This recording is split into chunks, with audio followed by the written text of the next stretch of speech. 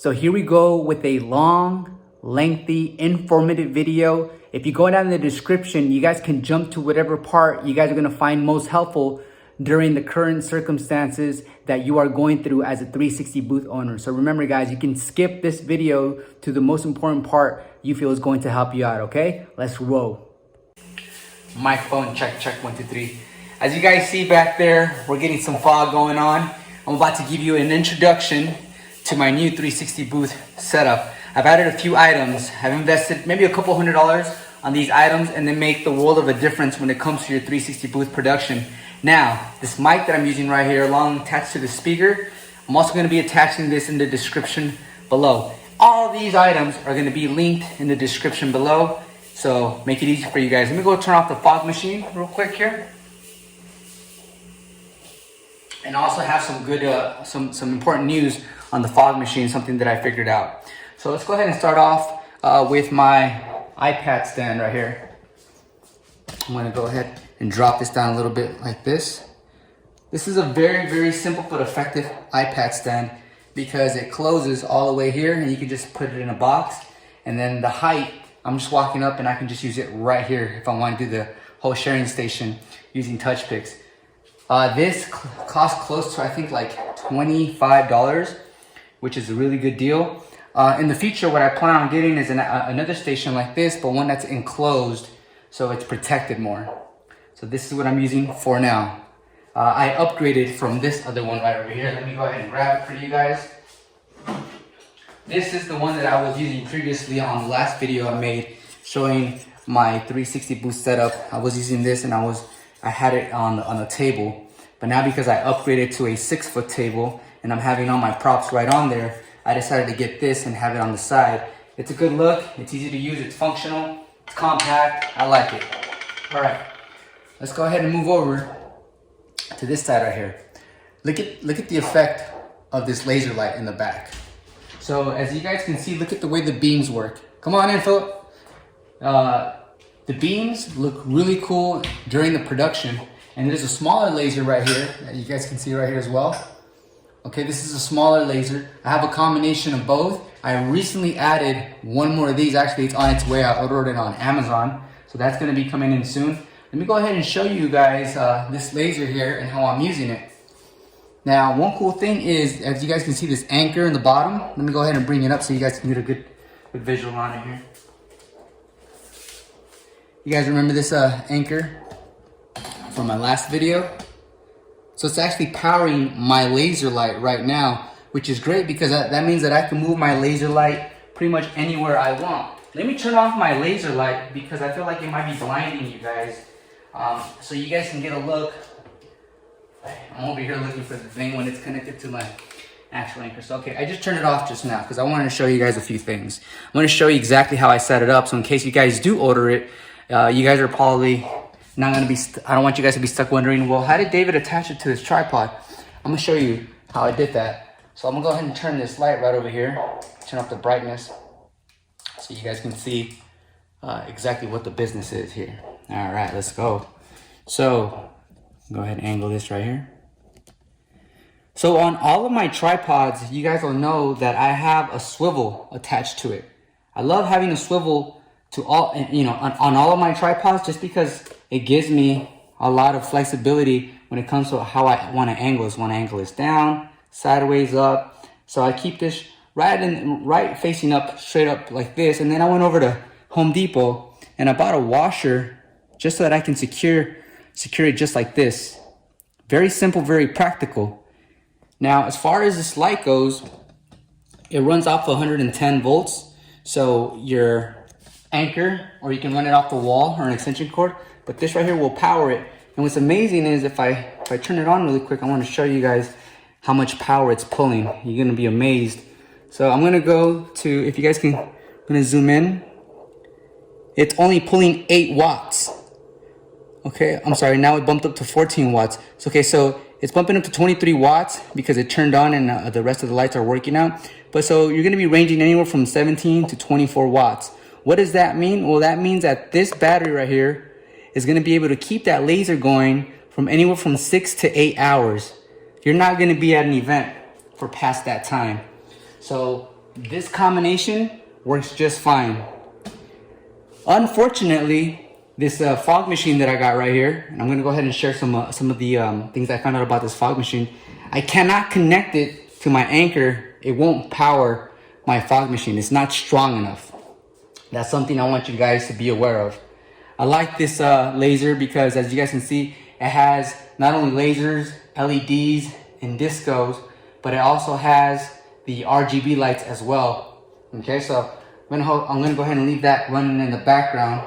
I hope you guys really got the information you needed as far as how to mount it and how I have it to a point where it's connected to my anchor 521 and how handy that anchor is, guys.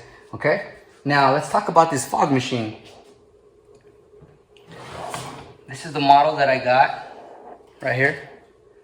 Let me go ahead and it'll be so cool. By now, I should have a camera guy following me everywhere I go. I should have a camera person. You know, like I really got to invest and hire a camera person. So if you live out in the city of San Bernardino and you want to be my cameraman or my camera girl, holler at me. Because honestly, guys, I want to start vlogging my whole entire life, my whole 360 booth journey. Because me recording this, editing this, uploading this, all this is just, it's cutting into other things that I have to get done throughout the day. So I'm crazy busy now. What I wanted to point out is that this model right here of LED light, it comes with 3 LED lights that switch from red, green, blue. It's like 4 different colors. Well, that's pretty cool. And then it has this remote attached to it. When this turns red, that means it's ready to be used, and you get the fog, right? And then you can just click it off. It also comes with the remote. I like using the remote so I have more control of the fog throughout the event. And that helps me also save some of that fog juice. Now, what exactly is a fog juice and how does it differ when it comes to fog to haze? Fog is always going to be thicker than haze. And I'm going to show you the difference really quick. I'm glad you're watching this video because I decided to put this video together for people that are extra technical when it comes to their 360 booth production. I understand that there's people that are more into the marketing side. There's operators that are more into the customer's service side. And then you have operators that are really technical with the equipment and all that good stuff, because we're all very different in a sense. So there's different parts of the business that we gravitate towards more to naturally. So me, I think I'm pretty well-rounded when it comes to this stuff. In fact, let me show you something really cool. Look at this haze in the background. You see that beautiful creation of the haze? It's just kind of just floating. That's what you get when it's a haze effect. So it's different from fog. Fog is a lot more dense. What's cool about the fog machine that I'm using is that it takes both fog and haze. So let me show you guys here. Hold on, I'm reaching for it.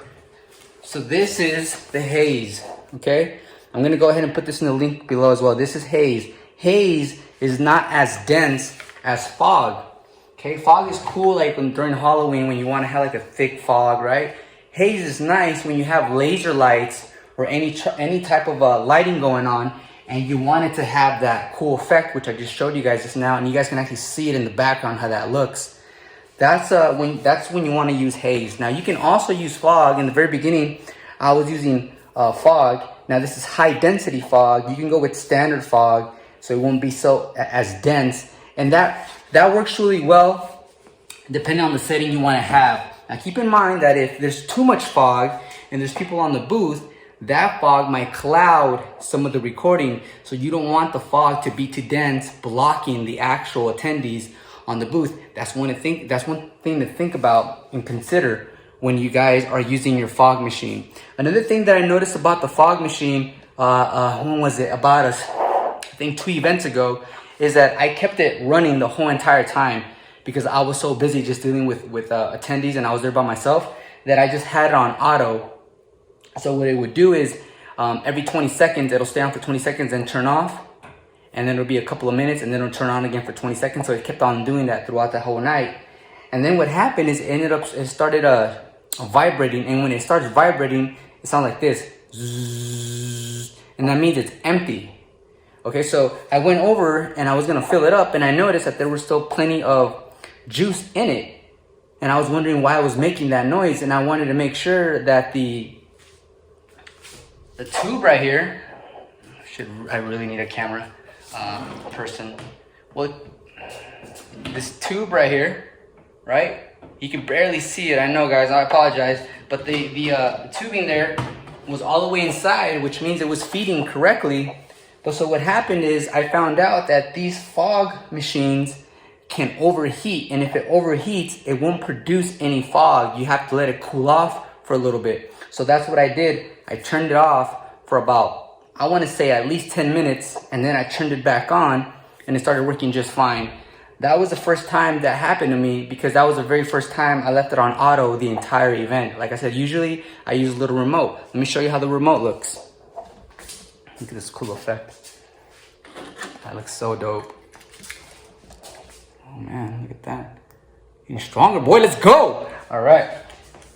So, so this is how the remote looks right here. So it's on right now. I'm just gonna press this right here. Move it over here. Does this remote belong to this one? Does it belong to this one? Or is this the wrong remote? Hold on, guys. We're having technical difficulties. Just want to make sure this is the right remote.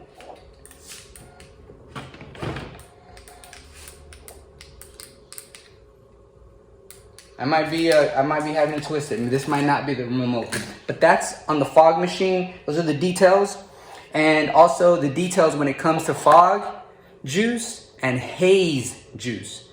I think if you guys are barely starting off, just go ahead and start off with the haze juice, because you can't really go wrong. You can have the machine going and the haze will look really nice in the background. This little guy right here, look at how cool the lights look. So imagine when you're angling your 360 booth arm correctly and it picks up some of these effects, this thing's gonna look super dope. So this little guy right here, what I love about this little laser machine right here is that it has an integrated battery, and it'll run for 3 hours at your event. And not only is it very compact, but it's also activated by sound. So we can put it on sound mode and it'll go according to whatever music the DJ is playing. That's one thing I love about this little laser light. In fact, this was my very first little laser light I bought for my 360 booth production. All right. So remember, guys, everything that I'm sharing with you, I'm gonna put in the description box. So it'll just be a link. You click on it, you go ahead and grab it if it's within your budget. Most of the stuff that I got, guys, it was really affordable. And like I said from the very beginning, when I started my business, I told you guys I was gonna get that money and reinvest. Until now, I'm at a point where I feel really, really comfortable and happy with my production. The only thing that I recently added is, like I said, I ordered another one of those machines because I wanna either have them on opposite ends or next to each other, because it's truly amazing when you go to a party and there's a mechanical bull, there's a bartender, and there's a DJ, and then you, the 360 booth director, shows up, and everyone's watching you getting set up, bringing your stuff in, and then they see your production come to life, you know, the prop table and all the lights, and then you turn on your lasers, and it's a game changer. You know, it's like even the DJs are like, damn. So I would say if it's within your budget, go for it, and your client is gonna like you for it, maybe love you for it, because you're really bringing that, you're changing up that atmosphere, you're bringing in that like that disco, that club vibe to their event, and they're gonna appreciate that. So once again, this little laser light is the first one I started off with. I have it hooked up to my tripod. This one I did not include a swivel. The reason I didn't include a swivel is, to be quite honestly, I ran out of swivels. I ordered some more. This takes the quarter inch, but as you can see, I can still angle it up or down, and I can move this up and down as well. So I'm totally cool. This works just fine. You have to get to a point in your 360 booth career to where you get familiar on how to put your equipment together and then troubleshoot with your phone that's going to be on the arm to make sure that when it's rotating and it goes into slow-mo, you want to get that slow-mo with the lasers in the background. And I think I shared some of those videos with you guys, and you guys gotta admit it, man. Don't be a hater. That shit looks clean. So I hope you guys can learn a thing or two and use it to your advantage, because that's why I'm making this video. I'm taking time out of my busy day right now. I was planning to go to sleep early today. It's not happening, but I really want to start sleeping at least 8 hours a day. My mind, my body, and soul, your mind, body, and soul, that we need proper rest so that we can make better decisions and just be healthy all the way around, man. All right, so the RGB lights, you guys already know what's up. Those are the RGB lights you guys see in the background. I have 4 of those. I guess I'll show you one really quick here. Also, like I stated earlier, for the rest of the things, I make sure I have these swivels on right here, so I can angle my RGB lights. And when I'm angling them, I've shown you guys in the past, when you angle them like this, facing the people on the platform. That's what you want to do. I see a lot of people who just have this tripod right here and just connect the light directly to the tripod, and it's just standing straight like that. Trust me, guys, I do a lot of experimenting, and you want to get that swivel so you can really angle it. You can hire it as high as possible and just angle it looking down. It's going to give you that shot. A lot of people ask me, David, how do you get your videos to come out so clear? This is part of it. Lighting is a huge contributing factor as far as how clean your videos are going to come out. Also, I just picked up one of these. I might return it. I'm being straight up honest with you guys, and I'm just going to keep it that way to the day I die. But honestly, I stopped taking my TVs to events. So I'm probably going to return this brand new Apple TV that I bought, TV 4K, 32 gig. Reason why is because, quite honestly, dragging this TV and the tripod, and then having something else to sync, and just having something else that can possibly go wrong because it's just technology, it's electronics. It could really bring you down, it could wear you down, it could slow you down, and it could create somewhat of a level of friction while you're trying to deal with your client or the attendees. And trust me, I've been in that situation too many times, which is why right now I'm updating you and I'm telling you, I'm trying to go to every event and not bring my external monitor, but instead bring some cool laser lights that are really going to bring the party to life. I hope I'm not missing anything right now. In fact, I almost forgot to bring this up here. Let me go ahead and put this right here. I have 5 stanchions. So instead of buying more stanchions, what I did is I went on Amazon and I bought these ropes, these velvet ropes, and I bought 2 of them, and these are 10 feet long. So if I'm trying to cover more of an area, a larger area, I can simply just switch to these 10 feet black velvet ropes and swap them out with the existing ones that I believe are 4 feet. So that saves me time, that saves me money from buying more stanchions, because I can cover more ground now. Okay, I'm looking around, guys, because I would hate to leave out something important that's going to benefit you. So just bear with me. I'm looking around my garage. Okay, cool. Look, check this out. When you guys order your 360 booth, I'm sure that most of you guys got something like this. Well, that's great and everything, but the wheels that this thing comes with, they suck ass. They really they get stuck everywhere. So I went online and I started looking for these wheel casters, right? So before you do that, just know that the ones that I have, and I think you guys probably have the exact same ones, the size right here is 10 millimeter, and the threading right here, I'm not flipping you guys off, I promise, and the threading right here is 1.5, okay? So just know that those are the specs. And if you guys are at Harbor Freight or Home Depot, I'm gonna get these wheels, but I'm gonna get 3-inch wheels. This is a 2-inch wheel. The 3-inch, or maybe even a 4-inch, is gonna be much larger. So when I'm hauling around my 360 booth, because I'm doing a lot of events on my own, that's where I'm at right now. I'm doing a lot of events solo, just because I like the pace that I'm going at. I'm more experienced now, and I build experience, and with experience comes confidence. And it's great to have someone go with you the first few events. That way you kind of have that extra set of hands and someone else to help you out if you need that extra hand, right? Another thing you guys should probably get is cable tape. So since I have more equipment now and I'm running more cables, this type of tape right here grabs the cable, and then you cover it, and then you put it on the ground, and now no one's going to trample over that cable because of this tape that I bought. I'm also going to put the link, like I said, of everything in the description. This has helped me many, many times, because this even grabs onto carpet, the floor, and it doesn't leave that sticky residue behind. So this gives you more of a professional look. Okay, guys. So that is almost everything that I recently got and I added to my 360 booth production. There's one last thing that just crossed my mind, and like I said, I don't want to leave anything out. So let me show you what I also got in addition to some of these new goodies. So I got this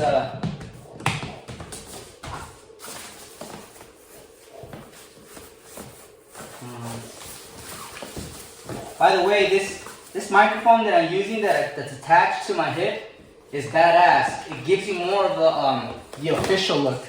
You know, I let some of my operator friends use it during their event, and it just takes you to that level where you look like you're in charge. You're calling out the shots.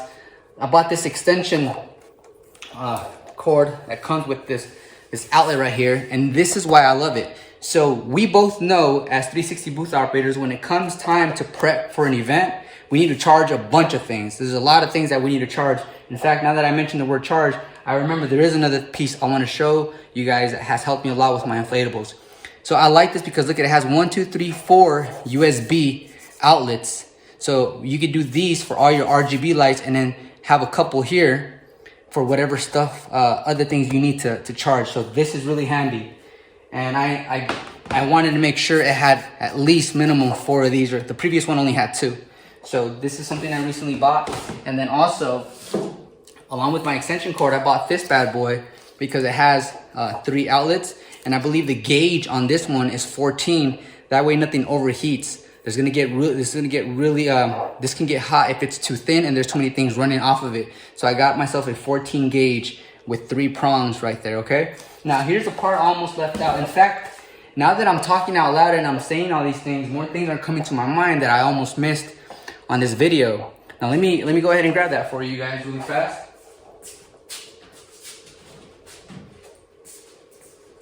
All right.